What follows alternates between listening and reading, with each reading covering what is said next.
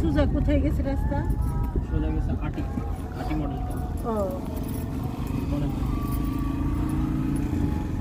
ওদিক দিয়ে আমরা যাইতে চাইলে বেরোতে পারতাম না।